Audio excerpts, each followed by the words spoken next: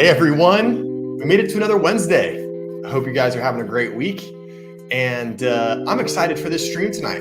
I'm always excited to hang out with you guys and talk real estate about what's going on, kind of the latest news and stories and updates and things like that. But tonight, I'm pretty excited about this topic. We're going to be talking about how basically builders are helping to kill the American dream. And if you guys follow the channel and you follow me and you hang out in the live streams, you'll know that we've identified that there's a problem with housing in the United States, and we've been kind of picking apart what those problems could be. And one of those huge issues is the fact that new homes that are being built, basically, they're not being built for the everyday person. New homes that are being built are not starter homes. New homes that are being built are not affordable, and that is causing one of the causes to sort of the awkward housing market that we're in. So today we have a couple articles. I have a really, really good one from the New York Times that's talking about basically like what happened to the starter home. And so we're going to be talking about essentially what happened to the starter home. Why aren't they building in them anymore? Is it the choice of the builders? Is it the market telling builders what they do or don't want? Or are there other factors? Is it perhaps something to do with legislation, bureaucracy, red tape, governmental guidelines? A little bit of a spoiler, it has to do kind of with all of that stuff. So we've got a great article from the New York Times. Then we have another article from Curbed that we're going to go over. And then we have a short little video clip that we are going to watch. And as always, if you guys have any questions at any time about anything real estate related, throw it into the chat, throw it into the comments section down below.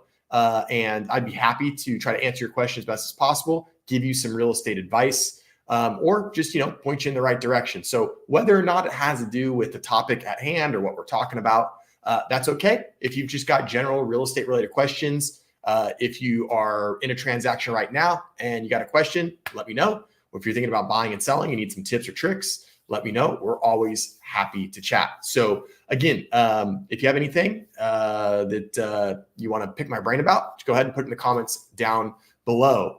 Additionally, if you're watching the stream, if you're catching it on replay and you like the content, please go ahead, do me a favor, hit the like button right down below. It's that little thumbs up icon, helps out the stream, helps me out, helps out the channel. And also, if you like me and you like the content, it'd be great if you could subscribe to the channel down below. It's free, doesn't cost you a cent, and it really, really helps out the channel. So we are going to dive into this. Give me 1 second. This is the one that we want. So again, this is from the New York Times. And essentially this article is talking about, hey, whatever happened to the starter home, which has become a real problem, because the starter home, which typically are homes that are in like the lower 35% bracket for price point, usually homes that are like under 14 or 1,500 square feet, your 2-bed, 1-bath, your 2-bed, 2-bath, your 3-bed, 2-bath, if it's the smaller variety. Those are typically what we're talking about with a starter home. Homes that today would retail anywhere from between 200 and 400,000, of course, depending on the market, right? It has a lot to do with it. So we're talking about what happened to those? Where did those go? Because for a long time, that was the foundation of not only the American dream of homeownership, but also kind of like the bedrock of the economy and the nuclear family, and really just was one of those things that kind of put America into the forefront of, socioeconomic power. And it all had to do with like this starter home, the idea that, a mechanic and a stay-at-home mom could buy a brand new home and raise a family, or a school teacher and, and a plumber could buy a house and raise a family. So whatever happened to the starter home? Well, let's find out from the New York Times. And I'm already looking at this number, over 3,200 comments. Like, if you guys know, I freaking love the comment section. I love to see all the bickering back and forth and all the bad information and the bad advice that people put out there. We're not gonna go there right now. So what happened to the starter home? Let's dive in. Here's a good kind of representation of what classic, like traditionally the American starter home has sort of looked like. You have your kind of your little bungalow up here. This is kind of like a duplex shotgun house. Kind of your older craftsman home here. Here's a kind of a smaller, like kind of shotgun house, small Spanish style. This is kind of like a ranch, almost like a rambler, really more like it. But these are kind of some classic examples of what we consider to be starter homes here in America. As recently as the 1990s, when Jason Nageli started off, the home building industry was still constructing what real estate ads would brightly call the starter home. In the Denver area, he sold newly built 2-story houses with 3 bedrooms in 1,400 square feet or less. The price, $99,000 to $125,000, or around $200,000 around $200,000 in today's dollars. So, right off the rip, people go, oh, well, 99 to 125, that's old pricing. That's not current market value today, accounting for inflation and the value of the dollar. Well, 200,000 for a property, for a home, is very good. You might go, okay, well, where is that? What market is that? Well, if we're talking about the Denver area, I don't know the Denver market that well. I know obviously Denver is a major market. I know that Denver is expensive. It's a desirable area. I don't know if it's technically considered an HCOL city, a high cost of living city, but I would think that it is. So $200K in today's dollars for a new starter home, I think a lot of people would be into that product. So 99 to 125, 20 years ago, 25 years ago, now $200,000 today. That house would be in tremendous demand today, but few builders construct anything like it anymore. And you couldn't buy those Denver area homes built 25 years ago at an entry-level price today either. They go for $500,000. So what at one time was entry-level, now with appreciation and inflation and the cost to build and the lack of new homes and the inventory deficit, even those homes that were once affordable have appreciated in so much value, they're not affordable now. The disappearance of such affordable homes is central to the American housing crisis. The nation has a deepening shortage of housing, but more specifically, there isn't enough of this housing. Small, no-frills homes that would give a family new to the country or a young couple with student debt a foothold to build equity. And you know what? It's really, really true. I took a vacation up to Seattle, and this was, now probably 7 years ago, 6 or 7 years ago. And when I got to Seattle, of course, what do? Check out some real estate, right? Not physically, but I like to go on to Zillow, like wherever I'm vacationing, and just see what does a home cost here, wherever I'm vacationing. And one of the things that I noticed about Seattle right off the bat when I was looking through is you could actually buy apartments. You could buy small apartments. And when I say small apartments, you could buy an apartment that was 500 square feet, 800 square feet, even 400 square feet. And at the time they were selling for $175,000 and $200,000. And you might think to yourself, well, that's a lot for not getting a yard, not getting a single family home, probably, still having to pay an HOA or a building fee or an association fee. But when you think about it, being able to get your foot in the door of home ownership, building equity, starting your nest egg as a single person or maybe a newly married young couple, it's 175, 200K to get your foot in the door. That's not too bad. So I noticed that, kind of in this time frame, again, this is 6-7 years ago, Seattle had some options for some real estate that was a smaller footprint and therefore much more affordable. Now, obviously, I'm sure that those apartments that 7 years ago were $150,000 and $200,000, I'm sure they're $350,000 and $400,000 now. In fact, later in this stream, we'll take a look in some of those areas, and we're going to cruise Zillow, and we're going to basically take a look at why, what's the actual number of homes under 1,500 square feet. What's the number of homes under 1,000 square feet that are currently on the market now? And you'll see that it's pretty scary. So just kind of an interesting tidbit that, yeah, definitely, the entry-level homes are getting much, much harder to find. They still have huge demand. And, having smaller homes that are no frills, that basically give the chance to young people to build equity, that's what we need. And there's a lot of different reasons, but the most important one is they get their foot in the door, they get used to home ownership, and they can start building equity and then parlay that into a larger home and then to a larger home and so on and so forth.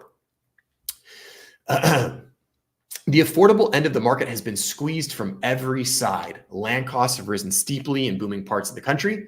Construction materials and government fees have become more expensive, which are probably the two biggest. The government fees for permitting costs and just construction costs in general are really, really expensive. And it makes it hard for those builders to have incentive to really build smaller homes because, well, they can't make profit. And at the end of the day, just like everything else, home building is a business. And if the business can't make profit, then that's simply just, it's not a product that they're going to bring to the market. So, with all these added costs, land being a big one, but the red tape that local governments have around the building and development process take time, and time is money. And then couple that with all the permitting fees. Well, fees are actually just their money, right? And so you have time is money, you have fees that are taking up money. And when it gets all said and done, it's really, really hard to build a home that you can sell for $250,000 or $300,000, which is why we're not seeing a lot of affordable homes being built or small affordable homes being built. Communities nationwide are far more prescriptive today than decades ago about what housing should look like and how big it must be. Some ban vinyl siding, others require two-car garages. Nearly all make it difficult to build this kind of home that could sell for $200,000 today. And all those requirements, banning vinyl siding, which is not something that I'm familiar with in our area or I've heard about, but I'm sure that it's a rule somewhere. And stuff with like requiring a two-car garage, which that was a classic example. Okay, you can build a home, but you have to reserve enough space for two-car garage for two cars to park. And it's like, okay, well, the garage alone is going to cost 30 or 40K to build. So that right there would be like almost a quarter of a $200,000 home. So having these stipulations are ways that local government has, I don't want to say inflated the cost, but has lowered the ability for builders to build a more economically effective property. Okay. It's just become where you can't get to that number anymore, said Mr. Nagelli, now the operations manager for the Utah builder Homes. Nationwide, the small detached house has all but vanished from new construction. Only about 8% of new single-family homes today are 1,400 square feet or less. In the 1940s, according to CoreLogic, nearly 70% of new houses were that small. And it's absolutely true. I mean, when was the last time you saw a new home being built that was less than 1,400 square feet? Well, probably hasn't been very recently because it's only 8% of homes. And, how do you guys feel about this? If there were homes that were smaller, but, they were cheaper, would that be an option? Like, do you guys think that would be something that you would be interested in? Would you be okay with a 1,200 square foot brand new home if it meant it was a home that you could afford? A lot of times we've gotten used to the America supersize me attitude where everything is bigger, cars are bigger, meal portions are bigger, houses are bigger, everything is bigger, right?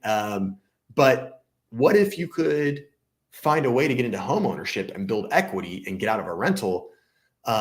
But what if that meant, a 1,000 square foot home or a 1,200 square foot home? What do you think is the smallest home that you could comfortably live in that would make sense for you? Drop a comment right now in the comments below. I'd love to know what you guys think about small homes. I'm not talking about tiny homes. I'm not talking about these, 350 square feet or 250 square feet. I'm talking about homes from 700 square feet to 1,200 square feet. Let me know in the comments. Those starter homes came in all kinds over the years: mill workers' cottages, shotgun homes, bungalows, ramblers, split levels, two-bedroom tract homes. American families also found their start in brick row houses, cozy duplexes, and triple deckers.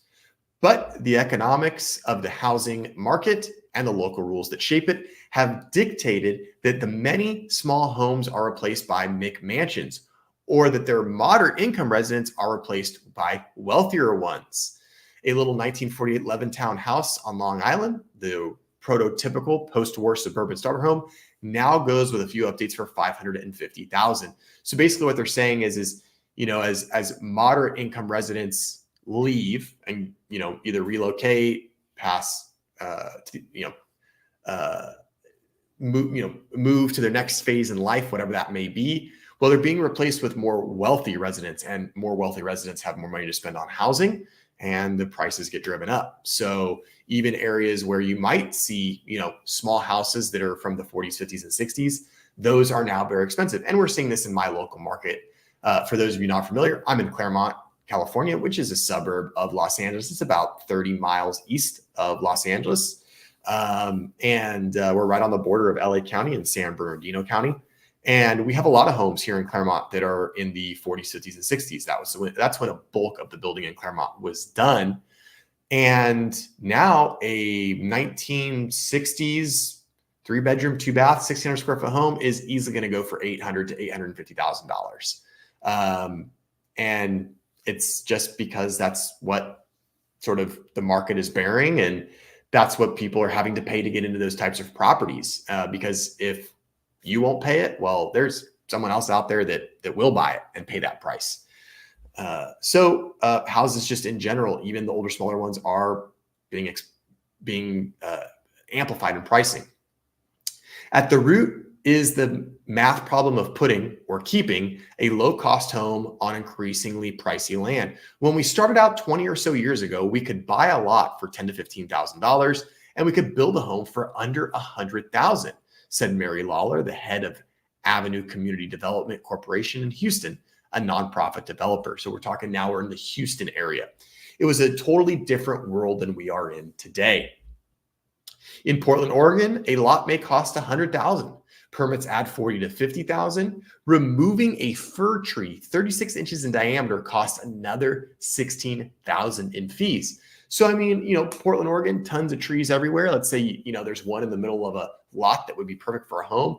16 grand just to remove a tree. And I guarantee you that 16 grand is not for the actual labor to remove the tree. That's going to be in fees, permits, environmental red tape, things like that. So, I mean, that right there, that example, you're already looking at, almost $170,000 potentially in the cost just to get the land and get the permits and get the land in buildable condition. That's not even putting a shovel in the ground. That's not even swinging a hammer and driving a nail, and you're already in. So how could you, how could you construct a home for $250,000 when the lot and the permits alone are going to cost you $160,000 to $170,000?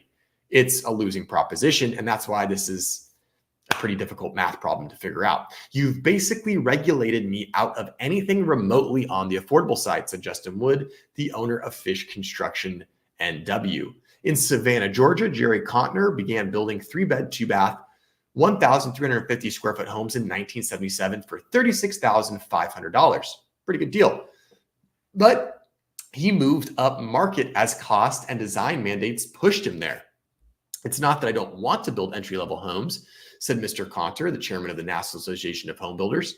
It's that I can't produce one that I can make a profit on and sell to that potential purchaser. And this is where we say, guys, it's not that builders don't want to build small homes. It's the fact that they need to build products that people will buy and that will make them money. I mean, it is a business. Nobody's just going to build your home at cost. And for a lot of home builders, they're getting priced out for a lot of different reasons. So as we can see in this example, Mr. Conter would love to build smaller homes, but it just doesn't make sense. It doesn't pencil out.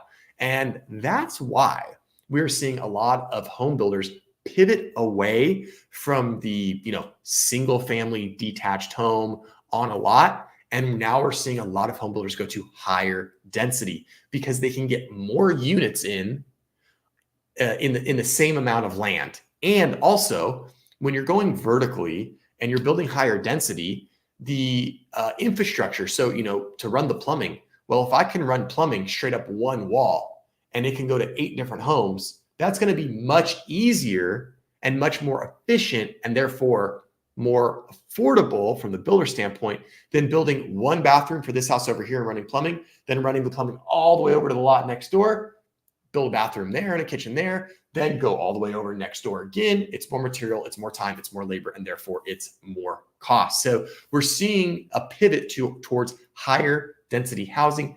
especially in your more suburban and urban areas where land is a premium product. Areas like where I live in Los Angeles and the suburbs thereof, areas like New York, Dallas, Seattle, Portland, areas like that where there's a real push for higher density housing because, like I said, there's just not a lot of available land. That really conflicts with demographics. The typical American household has fallen in size for decades, even as the typical home has grown larger. So this is kind of an interesting tidbit. The average American household in size has fallen. And we know this. People are getting married later. They're completing college later. They're buying homes later. They're having children later. And therefore, the average size of the average American household has started to contract a little bit. And so you think, well, wouldn't the average size of the American home also contract? Well, no, not really. And that's kind of the next thing that we're going to get to in the article. Downsizing baby boomers and young adults who delay children figure to drive demand for smaller homes. So will increasingly diverse young buyers who have more debt and less access to family wealth. This area of the article had some really good graphics, but I think something's bugging out. So we're not, for some reason, able to see those graphics. These shifts may force communities, builders, and buyers to rethink what a starter home looks like. In places where even small single-family houses are out of reach for many, the answer might be a condo, like we were just talking about. Today, in some parts of the country, there is hardly anything on the market for under $300,000, resembling the American starter home of the last 70 years.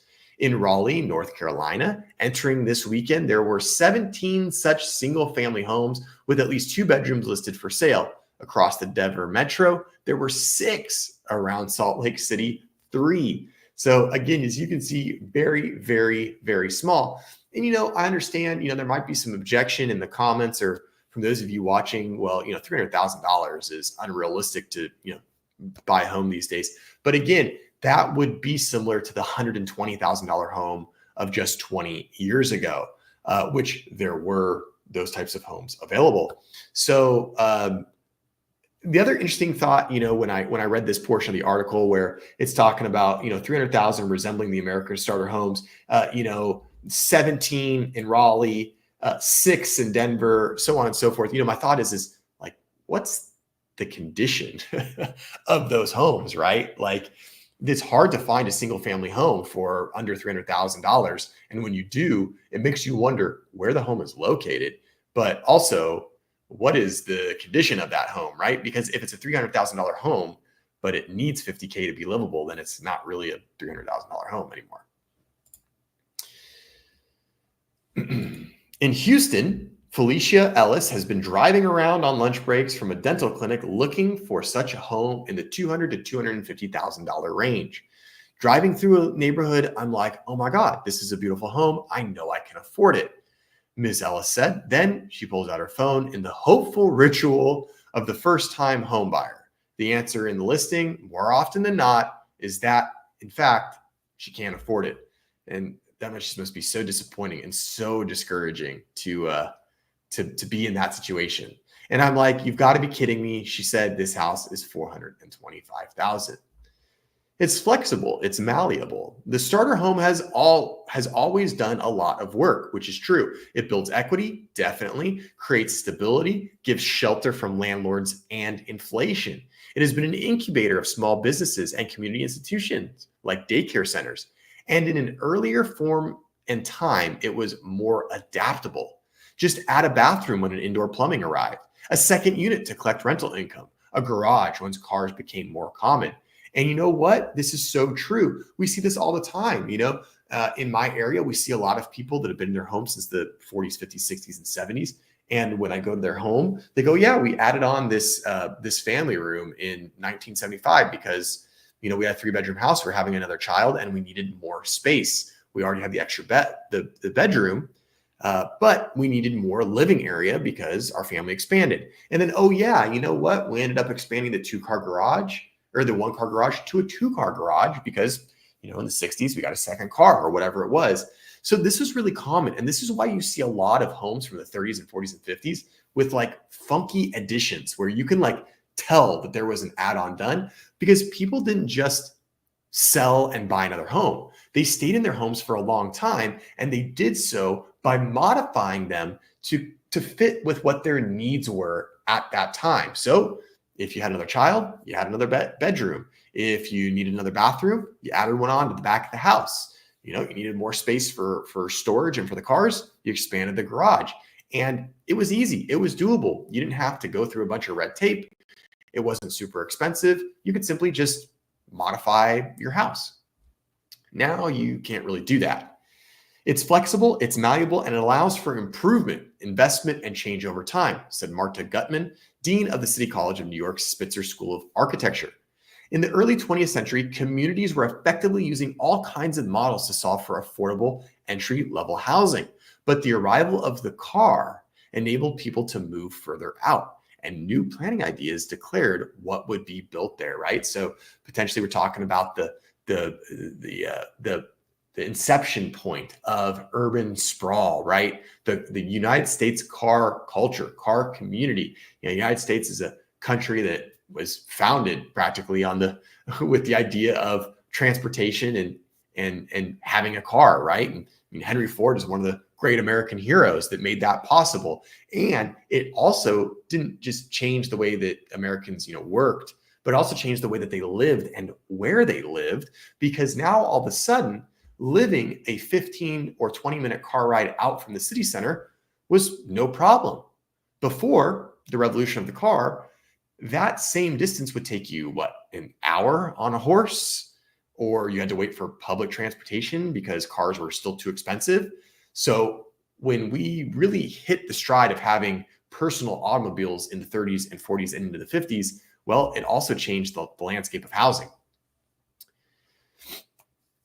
That allowed us to say, forget all those other typologies. A starter home is going to be a 2-bedroom detached house on a 7,500 square foot lot, said Nolan Gray, the research director at California YIMBY, as in the opposite of NIMBY. And for those that don't know, NIMBY is an acronym that's used a lot. It stands for Not in My Backyard. Personally, I'm not a huge fan of the acronym or of YIMBY either. Number one, I just think it kind of sounds dumb. And number two, it's an easy label to stick on people that probably don't deserve it. It's an easy catch-all. A lot of times people will just say, oh, you don't want any new development, you're a NIMBY. And they don't even realize, well, hey, maybe I should listen to why this person doesn't want new development. Is it a specific type of development that they don't want, or is it just development in general? So there's a lot that goes into it.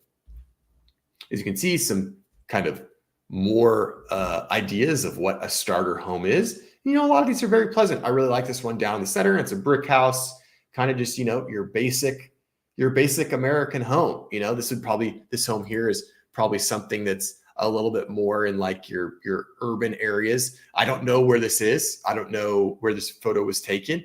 But to me, it looks like something, that would be in Philadelphia or something like that. So just some more examples of what a good starter home would be considered. For a long time, the suburban model worked, although only for white families at first, but the economics and the politics shifted as the land within a reasonable driving distance of downtown filled in.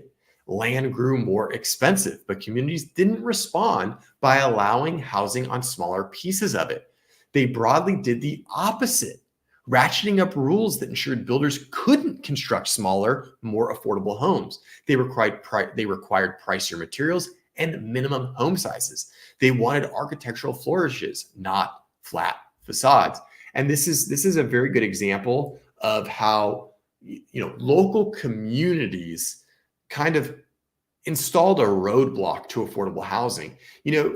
Right now we're in this climate where we want to blame things, and that's nothing new to today, right? It's always kind of been human nature to put blame on something, someone, somehow, for a problem that they're having, right? And right now, when it comes to housing, we're putting a lot of blame on BlackRock, corporate investors, Wall Street. And I'm not saying that those entities shouldn't be blamed, because they're not helping things either. And I absolutely think that houses should be for people and not for corporations. But there's more to it than just, oh, BlackRock, oh, investors, oh, Airbnb. There's much more to it than that.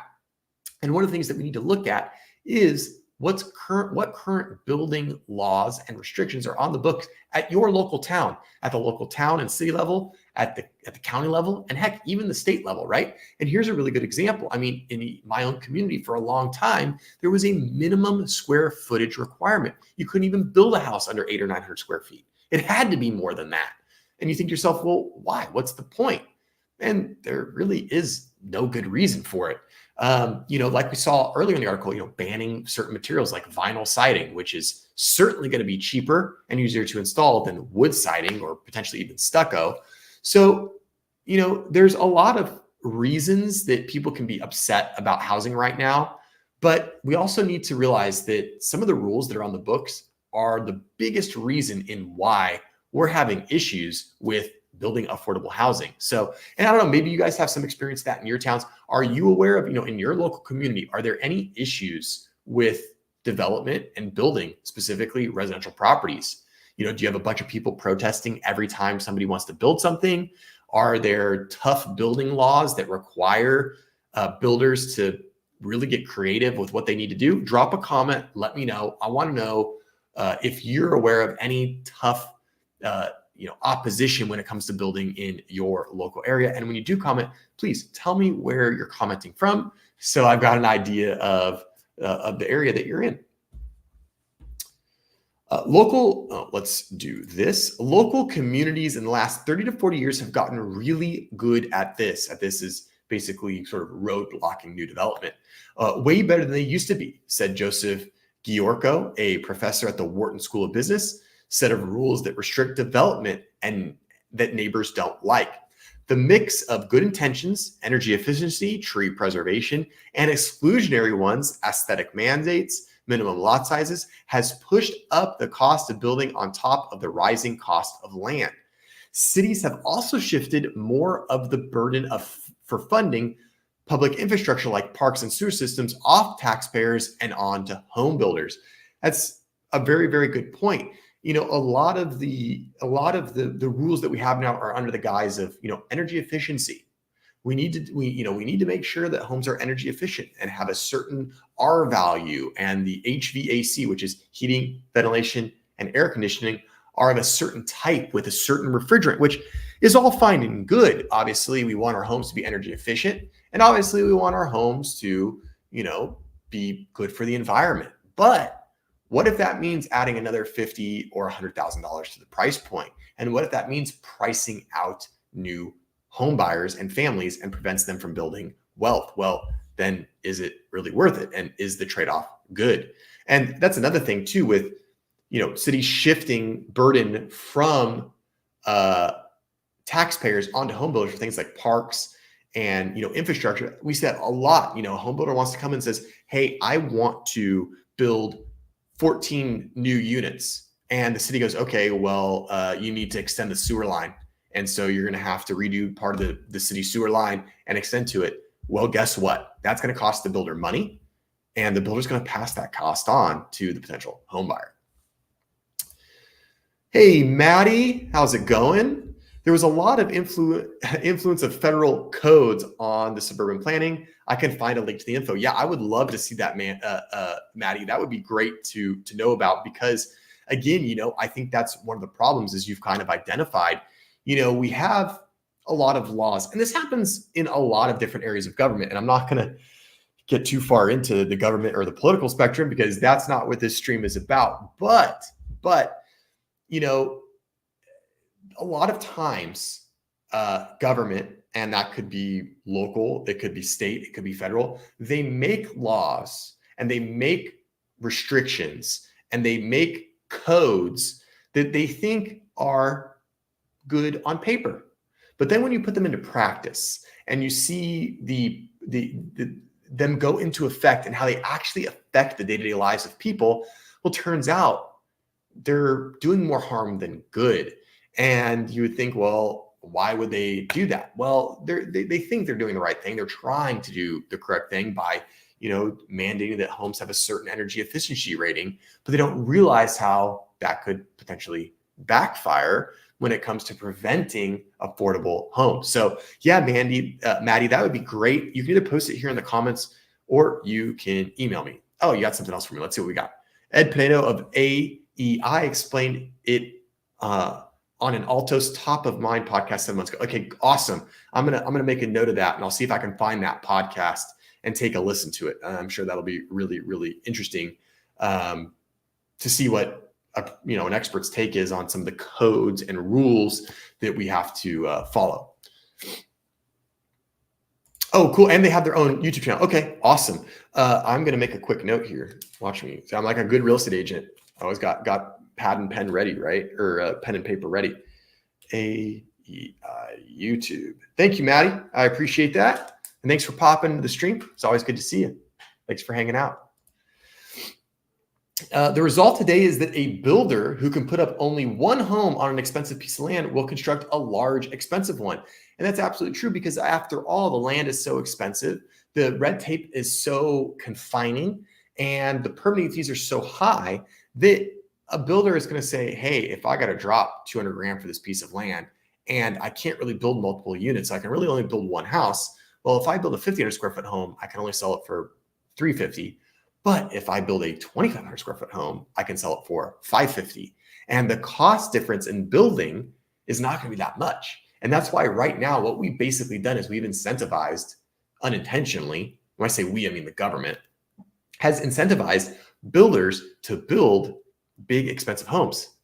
And that's exactly what we don't need right now, especially in this economy, especially at these real estate prices, and especially at these interest rates. A small house, another result is that more affordable homes built decades ago are less likely to stay that way. And this is what we're seeing. A small house is now sitting on land worth $500,000, will make sense mostly as a teardown. A family earning $150,000 a year will compete with a family earning $60,000 when there are so few entry-level homes to buy. Oh, look, hey, Maddie, look right here. I thought that name was familiar. Here we go. Look at it's Mr. Ed Pinedo. They still have the starter home, said Ed Pinto, director of the AEI Housing Center, pointing to pricey Santa Clara County, California. They still have the 1954 1,200 square foot Rambler. Now sells for $1.4 million. And this is part of the problem. The homes still exist, but now more people are competing for that same home. And when you have more competition for the same amount of good, well, the price of the good goes up, which is what we've seen all over California and quite frankly, all over other parts of the nation as well.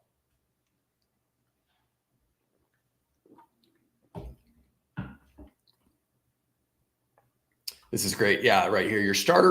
Yesterday's starter homes are often today's $500,000 listings, which is crazy to think about, but it's the way that it is now. Or take the early 1900s bungalow in the Greater Heights area of Houston.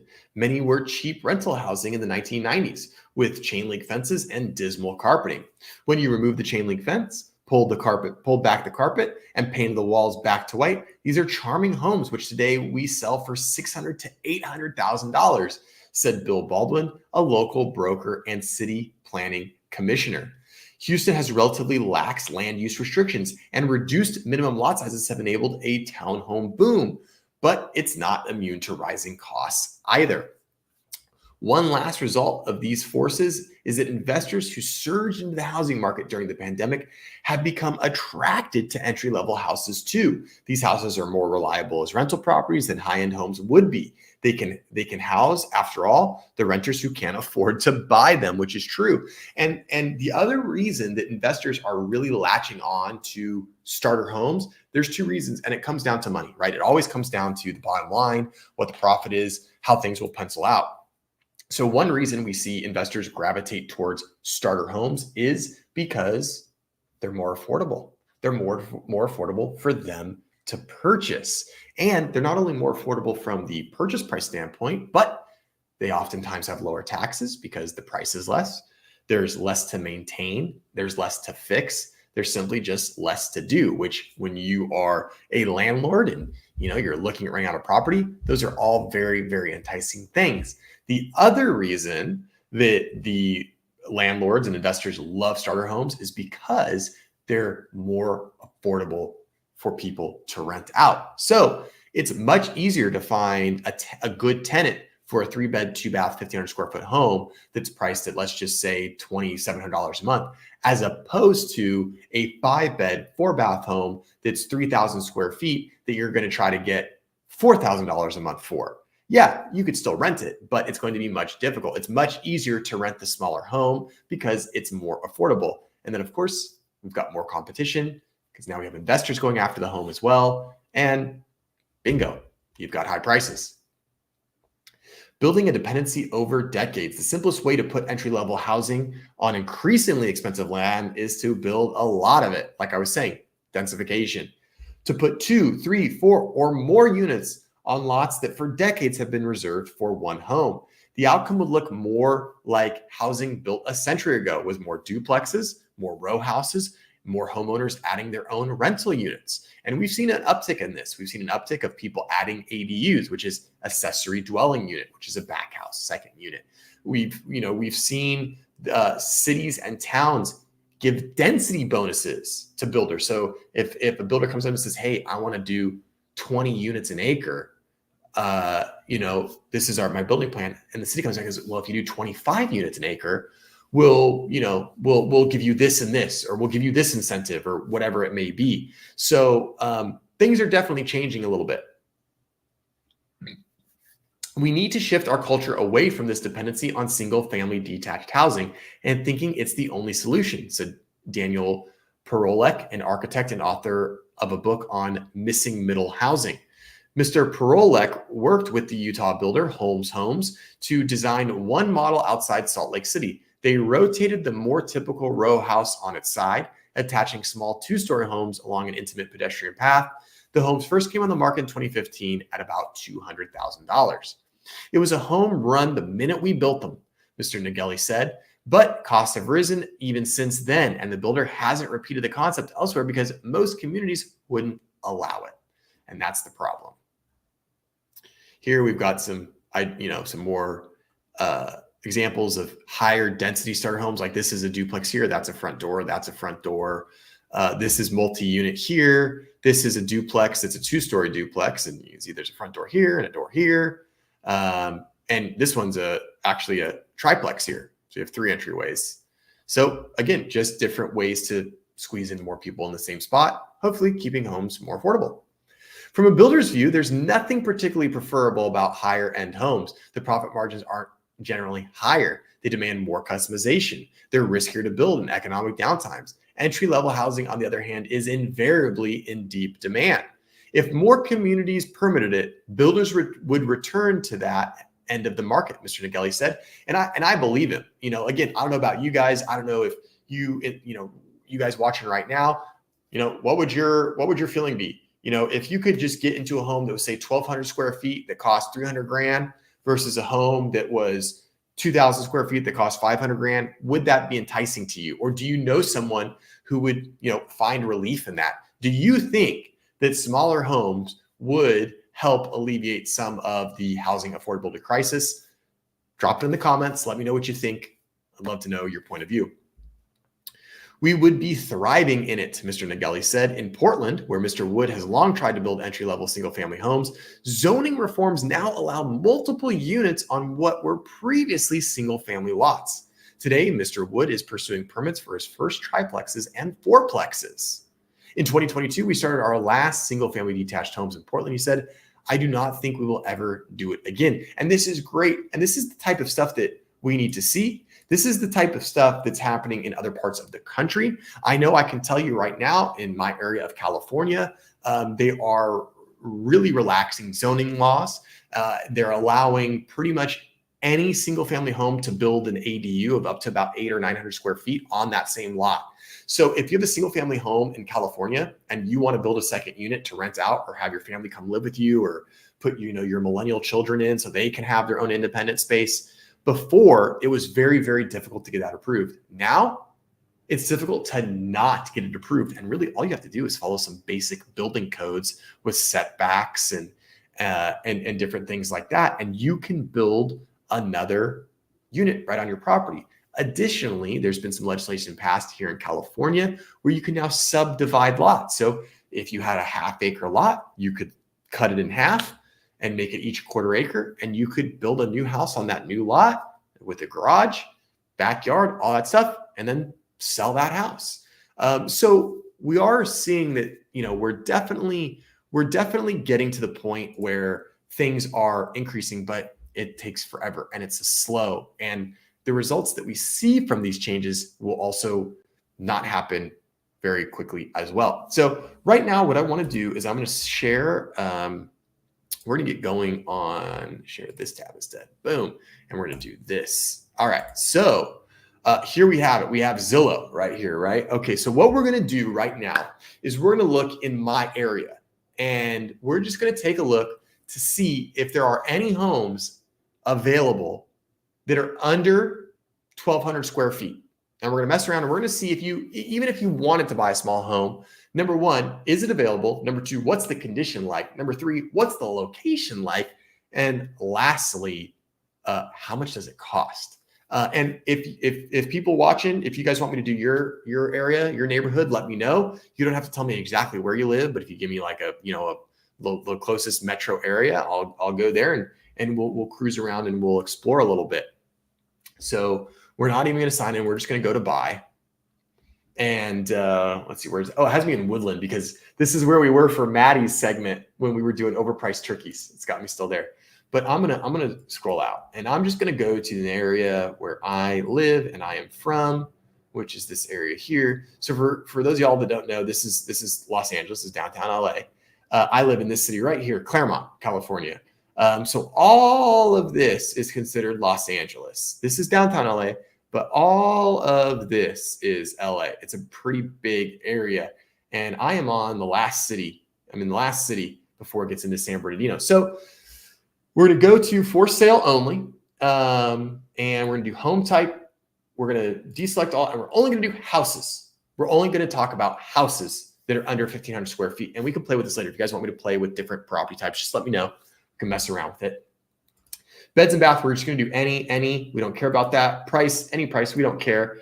The only restriction that we're going to do is size. Okay, so square foot, no minimum. But let's go to maximum. Let's start at a maximum of 1,500. Okay, we're going to hit apply. So right now in this area, we can see that there are 229 results. So all over this area that we have zoomed in here, there's 229 results. Now, if we remove that square footage filter, so just say any, no max. We're going to go from 226 to 965. So from 226 to 965. So only really 20% of the available properties are that are single family detached homes are under 1,500 square feet. It's pretty interesting. Now let's try, where's my other filter? Here. So that's 1,500. Let's do 1,000 square feet. Whoa, look at that. Under 1,000 square feet, there's almost no dots to look at. And this is okay. So let's take a look at this. This is a good example. This is a very good example. Okay, so I'm familiar with this home. You'll see that there's no interior photos of this home. And that's because it's an absolute tear down house. So this is a 2-bed, 1-bath, 990 square feet for $590,000, and it's an absolute tear down. Now it is on a pretty big lot, as you can see in this first photo. It has these 2 lots. It's pretty good size, but here's one example of what you get for a small home that should be affordable. Let's see. This one's $500K. Yeah, this one's $665. 930 square feet. Check out all the photos here. This is a flip. So this is a house that was taken. It was probably dilapidated, but this is a flip. You can always tell a flip right away when everything is white and there's recessed light and there's basic white cabinets. Like you can just tell, like this is a flip. This is an investment. A flipper bought this and is trying to flip it.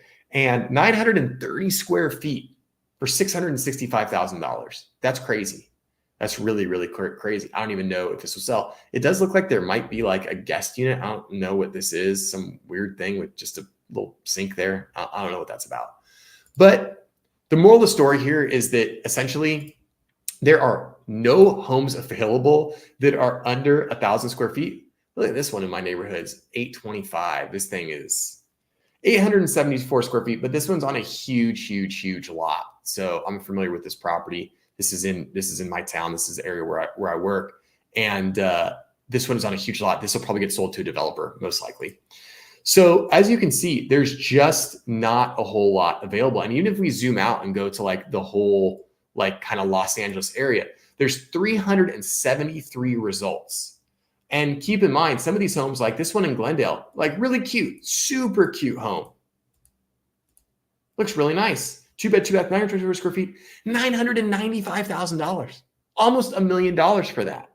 So, it's just crazy to see what, even small homes now, it's just expensive. So we had, let's see, 421 homes in this search area that are under 1,000 square feet. Now, if we take the price and let's do the price slider, affordable in the Los Angeles area is really like anything under about 550. So let's tick that off. And now look, homes under 550,000 that are under 1,000 square feet. And you guys can see that there's like absolutely nothing available. There's 72, just 72. And it's crazy. I mean, here's a 1-bed, 1-bath home in Pasadena, which is a really great neighborhood. This one is $495,000, and look at it. I mean, it's going to need some work. It's going to need some love. I mean, there's a lot to go through. I mean, this is like an original kitchen. So again, this is creepy. There's some weird dude like peering through the window right here. Like that's super creepy. But you can see like this is the type of example of a home that would be considered affordable and considered to be in a good neighborhood. This is basically a teardown. Then you have homes like this area. This is 500K. This is in East Compton. I don't know if you guys are familiar with Compton, but Compton is an up and coming neighborhood. Small house, probably needs some work. And again, it's not affordable. It's not affordable. And it's crazy that there's only, a handful of results. This is even a little, out a little wider. We're starting to see some results populate in here on the east side of San Bernardino County. This is where affordability is still decent, but this is where the location comes into effect. Check out this home. So this is 500,000. This is 2-bed, 1-bath. This is extremely, extremely similar to the home we just looked at in Pasadena, right? But look how cute this home is. Look how charming this is. Look at the condition that this home is in. Like, look how cute this is. This is great. This is awesome. But you're in Riverside. You're about an hour and a half away from LA. It's just a different market. It's just a different area. It's very pleasant.